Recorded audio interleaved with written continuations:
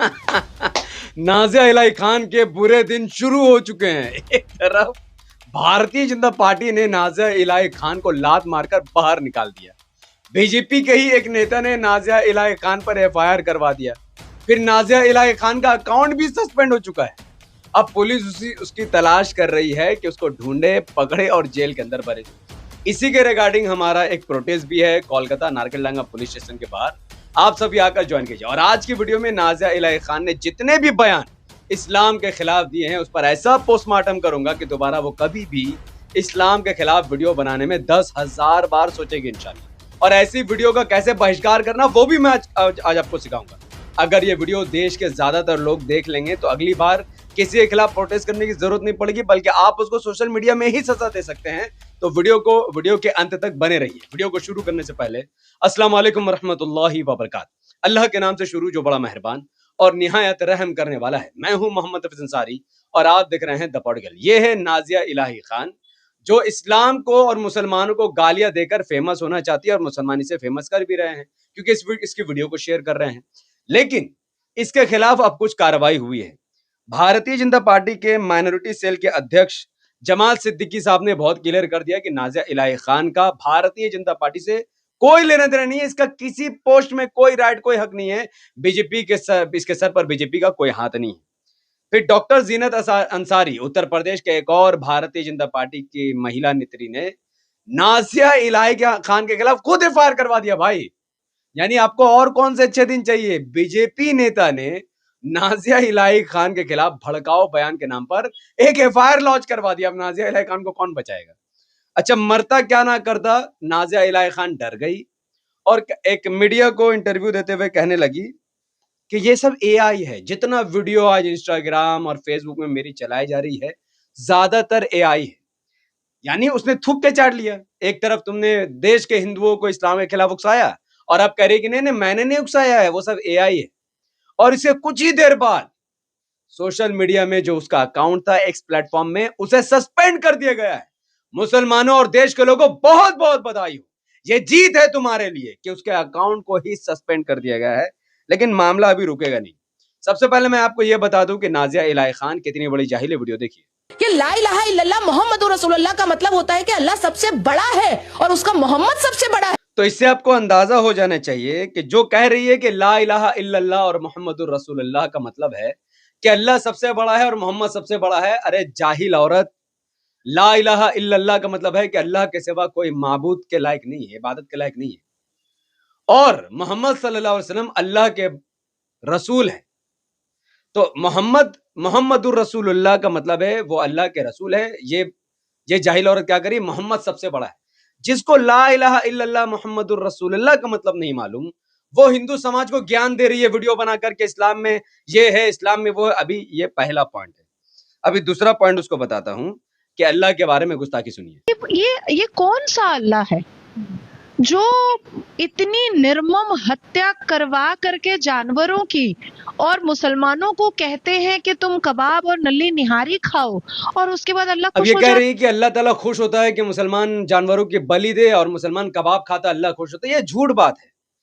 देखिए, बलि के बारे में सूरह हज में आयत नंबर 37 में अल्लाह सुब्हानहू तआला फरमाता है कि अल्लाह ताला को किसी जानवर का खून और गोश्त नहीं पहुंचता है। अल्लाह ताला को तकवा पहुंचता है। और जो हमारा कुर्बानी का जो सीजन है, जो कुर्बानी जिस दिन ईद उल अधा, ईद बकरीद जिसको कहते हैं, उस दिन का मेन मकसद होता है कि मुसलमान अपने पैसे से गाय, भैंस, बकरी, बैल जो भी जायज है उसको खरीदे, फिर उसको बलि दे और उसके गोश्त को गरीब लोगों तक बांटे। इससे अल्लाह खुश होता है। मुसलमान कबाब खाए, इससे अल्लाह खुश नहीं होता है। गोश्त फ्री में गरीबों को बांटा जाए, इससे अल्लाह खुश होता है। लेकिन ये जाहिल औरत इस मामले को अलग एंगल से देख रही है। एक और वीडियो देखिए। मुसलमानों के पास अपना कोई रीति रिवाज भी नहीं, मुसलमानों के पास अपना कोई रिचुअल भी नहीं। आपने रुद्राक्ष पढ़ा माला, हमने उसको तस्बीराना बना लिया। आपने पाठ पूजा स्टार्ट किया, हमने उसको अडेप्ट कर लिया दूसरे तरीके से। आपने योगा स्टार्ट किया, हमने उसको नमाज बना लिया। आपने माता को चुन्नी पहनाई, हमने जाकर के मजार में चादर चढ़ा दिया। ठीक है, तो हमने सब कुछ सनातन से। तो कह रही है कि मुसलमानों का अपना कोई रीति रिवाज नहीं है। बड़ी जाहिल औरत है भाई। इस्लाम में एक परमेश्वर की इबादत होती है। सनातन धर्म और हिंदू समाज के लोग करोड़ों देवी देवताओं की इबादत करते हैं। सबका अपना अपना सम्मान।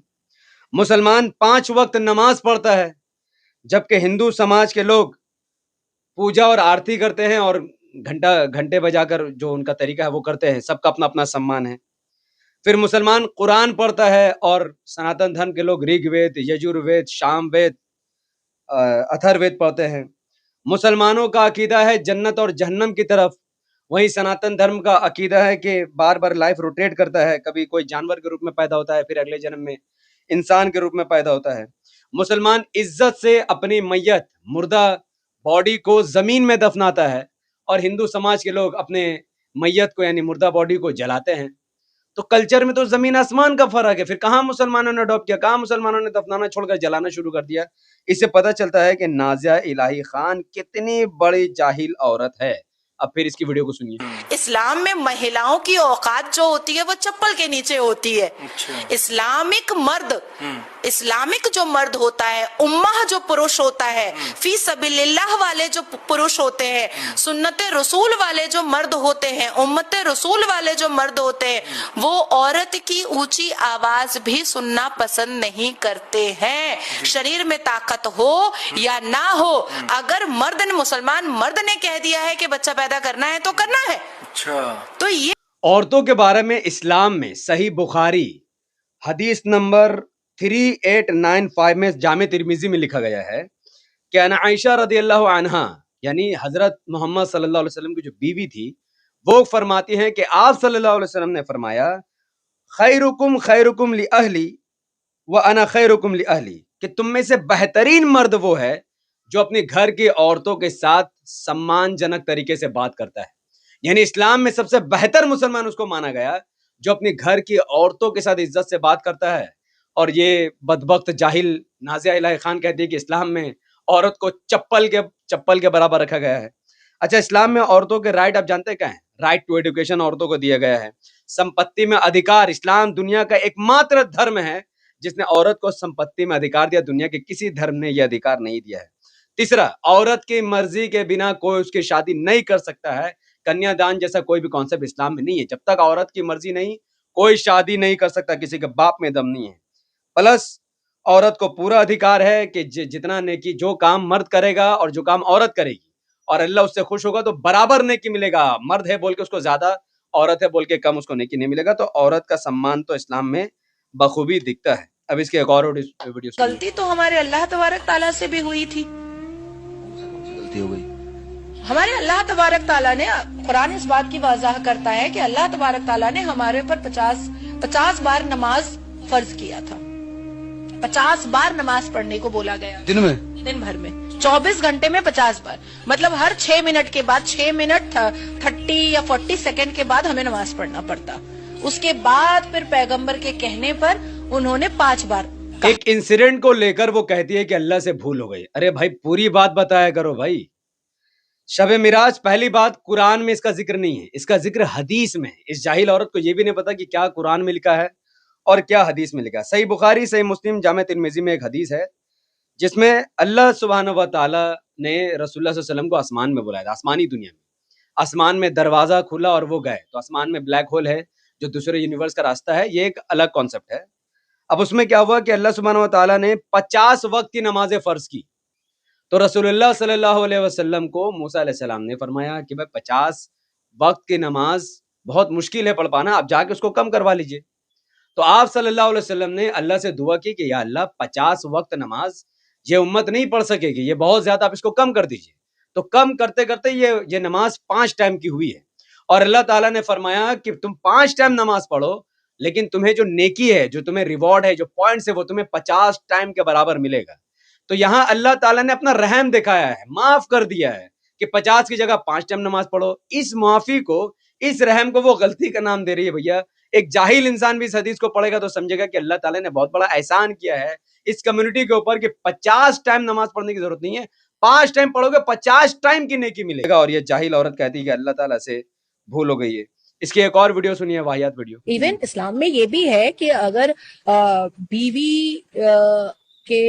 बीवी यंग है और बेटी भी यंग है और बेटी के साथ अब्बा का कोई शारीरिक संबंध या लस्ट आ गया है बेटी के साथ, कई मौलवी कारी इन सब चीजों का ज्ञान देते भी रहते हैं कि बेटी के साथ लस्ट आ गया है तो इमीडिएट वाइफ को तलाक देकर के बेटी से निकाल। तो ये भी बात उसने झूठ बोला है, इस्लाम में बेटियों से शादी हराम है, माँ से शादी हराम है, कोई मुसलमान अपनी बेटी अपनी माँ से शादी नहीं करता है। इतना बड़ा झूठ, जबकि कुरान में सूरह निसा नंबर 4 आयत नंबर 23 में साफ साफ बताया गया है कि माँ से शादी करना हराम, बेटी से शादी करना हराम, बहन से शादी करना हराम, फूफी और खाला से भी शादी करना हराम है। किससे शादी करना जायज़ है? जो गैर महरम है, जिनसे तुम्हारा कोई रिश्ता नाता नहीं है, वो औरतें हैं, चाहे वो चचा की बेटी हो उनसे शादी हलाल, खाला की बेटी, मामा की बेटी उनसे शादी हलाल है। अपनी माँ बहन बेटी से शादी करना इस्लाम में किसी भी तरीके से अलाउड नहीं है। लेकिन ये हिंदू समाज को मूर्ख बनाने के लिए, उनको मिसगाइड करने के लिए, हिंदू समाज के मुसलमान का अपमान करके हिंदू समाज को भड़काने के लिए ऐसी वीडियोस बनाती है। कितनी शर्म की बात है। अब इसकी एक और वीडियो करते आए हैं भारत में। लड़कियां नहीं जाएंगी नमाज पढ़ने पुरुषों के साथ। क्यों नहीं जाएंगी भाई? जब वो झुकेंगी तो उनको उनके पीछे का हिस्सा देख करके हम गीले हो जाएंगे।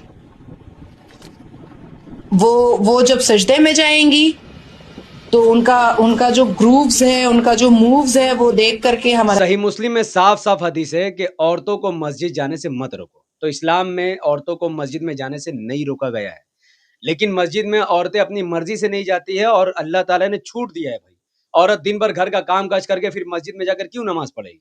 मर्द को जाना पड़ेगा, तभी मर्द को रिवॉर्ड मिलेगा। औरत नहीं भी जाएगी, औरत को फिर भी उतना ही पॉइंट्स मिल जाएगा। तो जबरदस्ती औरत मस्जिद में क्यों जाएगी?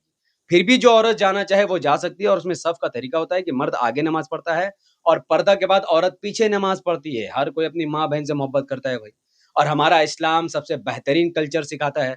जिस तरीके से नमाज पढ़ना है वो उस तरीके से सिखा रहा है। तो जो बात वो नाज़िया अलैहा खान कह रही है उसमें कोई सच्चाई नहीं है कि औरत इस तरीके से नमाज पढ़ेगी मर्द का नियत खराब होगा, ऐसा कोई सही बात नहीं। इस्लाम में औरत मस्जिद जा सकती है, उसका पूरा राइट है। और जो औरत घर में नमाज पढ़ेगी उसको उतना ही सवाब मिलेगा जितना मस्जिद में। तो घर का काम छोड़कर बार बार मस्जिद जाना एक औरत के लिए पॉसिबल नहीं है। और आज के वक्त में सेफ्टी का तो बहुत ज्यादा इशू है और इस्लाम सेफ्टी का बहुत ख्याल रखता है। इसीलिए इस्लाम में साफ साफ कहा गया है कि जो औरत घर में नमाज पढ़ेगी उसको पूरा वही सवाब मिलेगा जो मस्जिद में नमाज पढ़ने का सवाब दिया जाता है।